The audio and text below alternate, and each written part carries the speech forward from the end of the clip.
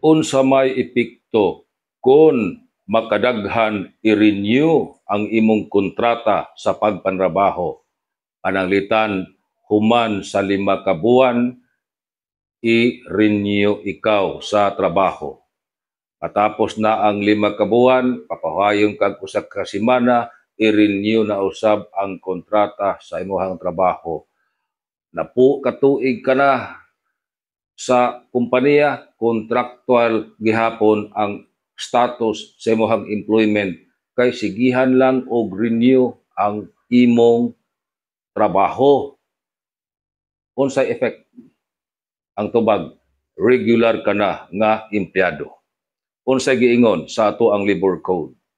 Kung ikaw probationary, wala pas na gani og 6 ka buwan ang probationary sa imuhang pagtrabaho sa kumpanya, regular ka na nga trabahante.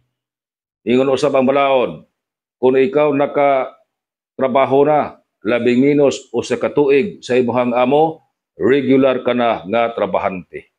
Kanang siging renew sa contract of employment, violation ka na sa security of tenure sa ato ang mga trabahante. Doon na kay seguridad aron proteksyonan ang imuhang trabaho.